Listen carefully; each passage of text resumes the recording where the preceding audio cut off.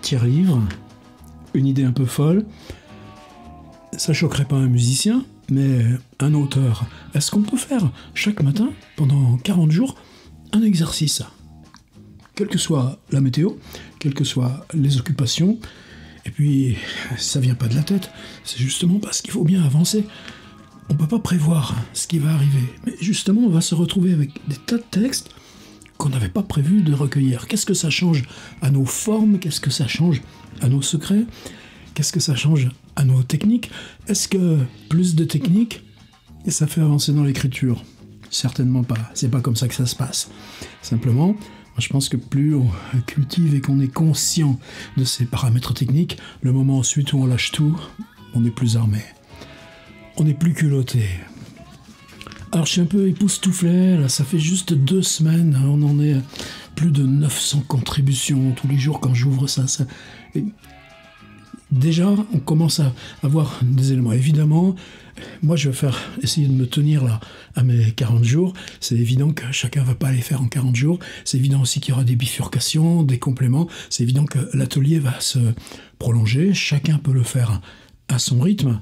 Moi aussi, l'idée, c'est que ensuite, à l'automne, eh bien, ce bloc de 40 propositions, chacun puisse se l'approprier, puisse faire son parcours à son gré. Donc, tranquille, ouvert, simplement, moi, j'ai besoin de repères. Là, on a travaillé sur Christophe Darcos, en particulier ce livre monstre. Est-ce que c'est un livre monstrueux? Non, c'est le travail d'Alexandre Marais et David Christoffel qui ont eu accès à toutes les chemises, toutes les choses imprimées, visiblement aussi à ce qui restait dans l'ordinateur avec la complicité bienveillante de Valérie Darcos. Et on a le chantier d'un auteur au travail. Et là, moi, c'est 4 fois là où on a travaillé sur Darcos. Évidemment, c'est très technique. Mais là, on est bien dans notre thème. On ouvre des choses techniques, eh bien, on est plus libre quand on revient. Donc là, il y avait besoin de revenir. Revenir à quoi? Alors gentiment, on m'a dit que j'utilisais trop le mot « tenseur ». Qu'est-ce que ça veut dire? Pour nous, tenseur, bon, moi j'ai fait de la mécanique des fluides autrefois aux arts et métiers. Ça n'a pas été très brillant, mais ça j'aimais bien. Tenseur, ça veut dire que tu as un système complexe, et ce système complexe, à l'extérieur, tu as des liens de force. Et tu peux reconnaître ce qui agit sur ou dans ton système complexe parce que tu peux identifier séparément ces ensembles de forces à distance. C'est pas plus que ça, tenseur. Mais dans la complexité d'un livre, je crois que c'est ça que j'essaye de reconnaître. Pas simplement ou forcément la structure ou comment avance la narration, mais tout ce qui agit de façon simultanée et contradictoire. Et que ce qui se déploie là crée un système de force où il y a la catalyse d'un livre qui peut être formidable. Alors, il y avait d'autres réactions qui disaient « Ouais, on écrit tous les jours, ça oblige à faire des textes brefs. » Bon, moi, ce serait peut-être pas ça, c'est peut-être pas si évident, tu vois. Justement, tu te remets à écrire tous les jours. Cette ductilité, en appeler à quelque chose et se laisser aller à faire venir, je crois que là, j'ai envie aussi, sur les 2 séances à venir, qu'on élargisse. Prenez le temps. Si vous y revenez les jours suivants, si vous rajoutez, c'est pas la question de faire la preuve qu'on a fait l'exercice, s'incliner au revoir. C'est pas comme ça, évidemment, pour personne. Mais je sais bien à qui je pense. Là, on va faire quelque chose de plus simple, moins technique, mais qui permet d'élargir la nappe. Et cette nappe, ce territoire, cette spatialité, c'est là où on va pouvoir placer, appeler ces blocs que pour l'instant on a travaillé. L'autre élément, là, pour aujourd'hui, donc proposition 16, c'est on écrit. Jamais d'écriture sans la mise en place de l'autoréflexivité de l'écriture. C'est pas parce que tu vas parler de ton écriture, mais à côté, il y a les carnets, à côté de toi, dans ta réflexion. C'est rétrospectif, de toute façon, tu te balances, de toute façon, tu y vas. Mais ensuite, tu dois bien analyser. Et je pense que est-ce que ça commence avec Proust ou je sais pas, mais il me semble qu'une dimension comme ça, si importante du contemporain, c'est cette autoréflexivité. C'est-à-dire qu'un livre, pour produire sa démarche, alors un livre peut être un cataclysme, un livre peut ne rien comporter de ces figures de l'écriture. Mais nous, sur une série de 40, et puis cette thématique de la ville, l'enjeu, ça va être ça. Qui écrit vos textes? C'est vous? Évidemment, c'est vous. Mais où? Mais comment? Mais avec quel processus mental? Avec quelle matérialité? Avec quelle attente? Avec quelle mise en place? On parlait de Jacques Roubaud et sa composition mentale de sonner nos démarches de 3 heures récemment. On va ouvrir ça. Alors, le livre dont je voulais me servir, ça s'appelle Nevermore. C'est Cécile Wachsbrot. Cécile, c'est quelqu'un qui a mon âge, en gros. Ouais, on a dû se rencontrer comme ça, croiser, mais pas plus. On n'a eu que des échanges ponctuels, mais on avait une amie commune, Dominique Dussidour, par exemple. J'ai toujours été hyper attentif, et Cécile Wachsbrot a commencé à publier en 1982 comme moi, et puis petit à petit, son travail s'est orienté sur les questions de ville, mais le rapport à l'Allemagne. Pas seulement le romantisme, mais les villes, mais l'implication vers l'extrême, tous ces gens qui vont à l'écriture comme pour traverser la mort, et ça c'est très très présent. Je pense à un texte en particulier récent qui s'appelle La Destruction. Je ne montre pas le bon, celui-ci s'appelle Nevermore, je vais vous en parler, mais c'est publié dans une maison qui s'appelle Le Bruit du Temps, qui a été fondée par Antoine Jacotet, fils de Philippe, et Antoine était avant celui qui, chez Gallimard, a fondé la collection Quarto, ce qui fait que là, par exemple, il y a juste quelques semaines, il a eu cette... Wow, quel cadeau, quel bonheur de reprendre... Combien il y en a 5 romans de Cécile Wachsbrot, et les voilà dans un seul volume. Il n'y a pas Nevermore. Nevermore, c'est le dernier paru. J'en ai déjà parlé dans une vidéo. Pour moi, ça avait été le choc intégral. J'avais compris que ça parlait de traduction. Si ça parle de traduction, ça veut dire que tu y vas. Ou simplement, ça va beaucoup plus loin que la question de traduction. La narratrice, dans une bourse, une résidence, ou en tout cas se débrouille d'aller à Dresden. Et Dresden, c'est pas un hasard. C'est une ville qui a été entièrement bombardée à la fin de la Deuxième Guerre mondiale. C'est toujours son rapport à l'Allemagne. Et son projet, c'est de traduire un livre sommé, pas le seul, de Virginia Woolf, qui s'appelle To the Lighthouse. En français, traditionnellement, promenade au phare. Simplement que il n'y a pas le mot promenade. Vers le phare, au phare. Un livre qui est totalement lyrique d'un bout à l'autre, avec 3 grosses parties, et au milieu, il y a 2 espaces de temps, et au milieu, c'est une maison qui est abandonnée à elle-même, une ruine, là, au bout de la mer. Et dans Nevermore, alors évidemment, on est dans la fiction. Cécile Wachsbrot, en tout cas, si par hasard ça nous vient, qu'est-ce que je serais heureux de lire Lighthouse, traduit par Cécile. Elle a traduit Vague. Mais justement, Cécile Wachsbrot, qui n'a pas traduit Lighthouse, installe la fiction d'un personnage qui s'est installé dans cette ville pendant 2 ou 4 mois pour avancer un travail de traduction sur Lighthouse. Qu'est-ce que c'est traduire ? Ce qui est parfaitement étonnant dans Nevermore, c'est qu'elle prend chaque fois des phrases, ces phrases poétiques, ces phrases énigmatiques, lyriques, ces phrases tellement chargées aussi d'humain, d'épaisseur de Virginia Woolf, et puis à chaque fois dire c'est quoi là, comment je peux rendre ça en traduction. Ça fait que jamais elle ne traduit, mais que tout au long du livre, la narratrice prend un petit élément de phrase, et ça pourrait être traduit comme ça, ça pourrait être traduit comme ça, ça pourrait être traduit comme ça. Ce qui fait que vous avez l'impression de voir à travers la Lighthouse, comme avec ces espèces d'outils là de spectromètre, où c'est outils optiques d'aujourd'hui. Évidemment, on n'a pas de linéarité de l'œuvre, on n'a pas de traduction, mais Virginia Woolf, au travail, eh bien, on la voit. Par contre, au milieu, il y a quoi? Justement, cette maison abandonnée. Cette famille là qui... Cette ruine, decay, un mot anglais, là, de cette famille en déclin. Mais vous voyez, là tout de suite, on tombe là, justement sur ces enjeux de mots.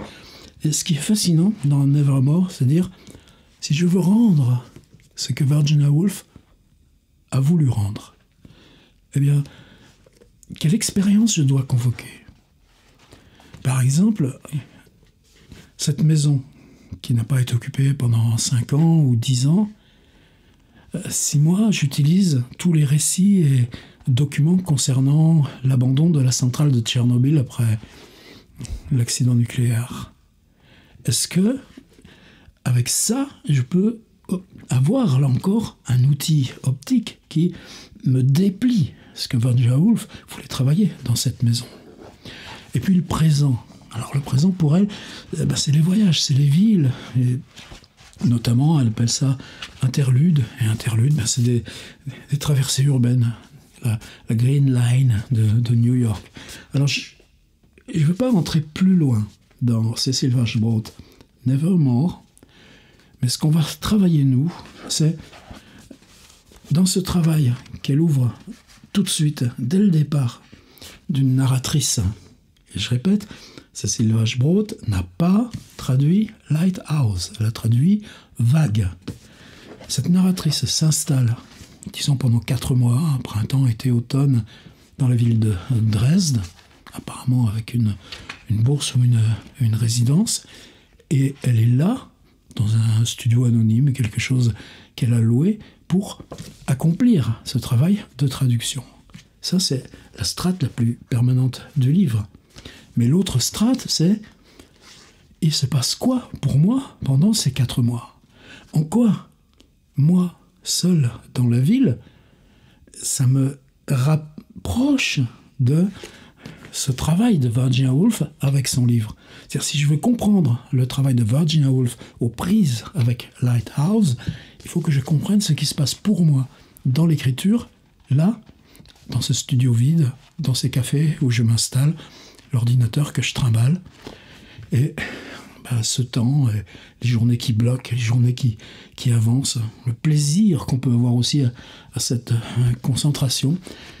Et ça va faire bifurquer le roman de Cecil Washbrough. C'est-à-dire qu'à mesure qu'elle rentre chez elle, et c'est aussi des figures qui viennent de Virginia Woolf, Lighthouse, le soir, par exemple, l'impression d'être suivi, et puis une espèce de rencontre sur un pont avec une sorte de double, et puis et finalement la fiction de cette narratrice, c'est-à-dire c'est que la tâche impossible de traduire Lighthouse, comment ça dérègle en profondeur celle qui pendant 4 mois joue à ça.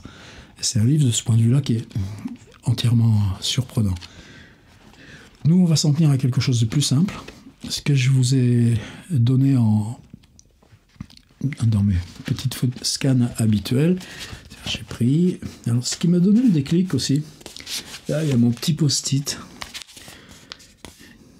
Ce que je faisais à Dresde, j'aurais pu le faire à Paris, car, au fond, avais-je besoin d'être ailleurs si je passais des heures devant mon ordinateur et les beautés de Time Passes au singulier. Time Passes, c'est cette section, le temps qui passe, cette partie centrale de Lighthouse, avec cette ruine de la maison qui métaphorise la ruine de la famille. Mais ce qui m'avait poussé à partir était encore en moi et m'incitait à retarder au-delà de la bourse prescrite un retour que je savais inévitable. Je transportais les rêves et les hantises, les réveils, les visions. Dans le café dont j'avais fait mon lieu de prédilection, il y avait des habitudes que je commençais à connaître, des habitués que je commençais à connaître, ou plutôt à reconnaître. Eux me reconnaissaient aussi. L'un d'eux était venu vers moi, il y a peu, me demander si j'écrivais. Non, avais-je dit, je fais des traductions. Ce qui est évidemment un gros mensonge. Mais sous prétexte que t'es là, ton ordi, que tu as besoin justement d'être tranquille, seul avec ton affaire, t'as un plouc là qui vient « Ah, vous écrivez, madame ?» Non, je fais des traductions. Alors c'est un livre qui est puissant aussi, puisque dans Lighthouse, c'est la guerre. Et le monde dans lequel nous vivons, évidemment, n'en est pas indemne.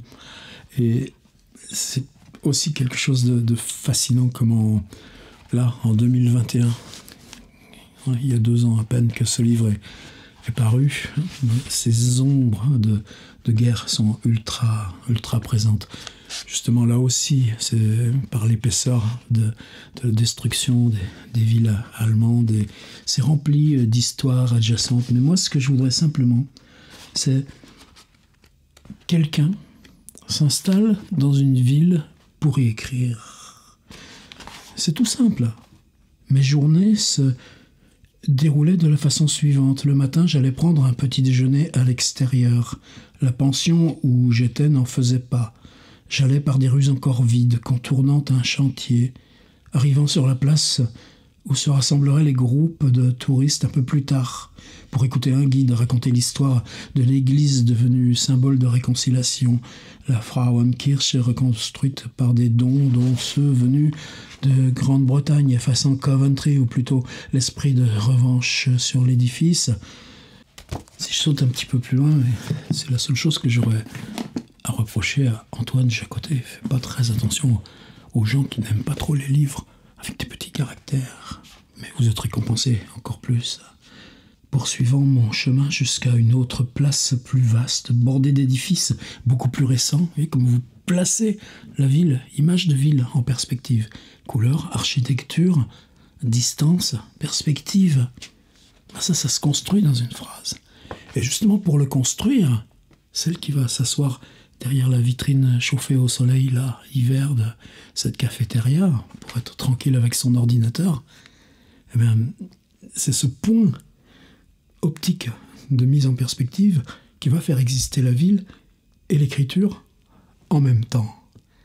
L'une par l'autre, l'autre par l'une, et ça, ce curseur, il va être différent pour chacune d'entre nous.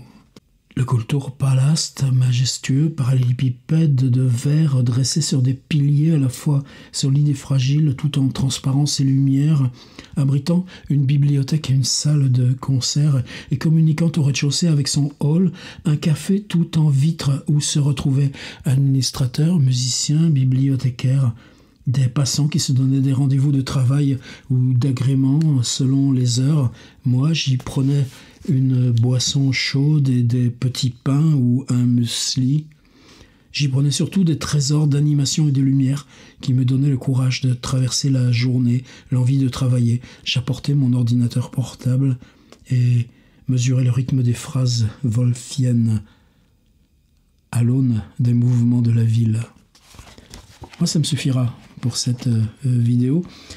Je vous mets des extraits un peu plus, et dans ces extraits, je fais violence à Cécile Vachebrot. Je ne prends que ces moments qui sont quelqu'un s'installe. Où est-ce qu'on s'installe dans la ville pour écrire? Par contre, j'insiste bien, c'est pas la question d'être chez soi, c'est pas la question d'être avec ses petits carnets. Non, c'est ce rapport à comment l'extérieur nous offre cette nécessité ou cette possibilité d'écrire. Et donc, non pas faire un texte sur comment vous écrivez, mais faire un texte sur telle période, telle ville, période souvenir, où la question de la ville, des déplacements, où est-ce que vous vous installiez? Vous posiez des petits carnets, vous ameniez carrément votre ordi, et puis selon quel rythme, et puis ça s'était passé dans quelle durée. Moi j'ai eu ces chances-là de vivre un an à la Villa Médicis, de vivre un an à Berlin avec le Berliner Kunst, leur programme du DAAD. Évidemment, tu vas chercher ces endroits qui ont été ceux de l'écriture. Et ça, c'est compliqué parce qu'à ce moment-là, c'est relié à la ville. Ça peut être évidemment dans quelque chose de beaucoup plus proche. Je prends Paris. Quelles sont les endroits où je me suis installé dans Paris pour écrire. Bon, mais ça, c'est mes oignons, c'est plus les vôtres.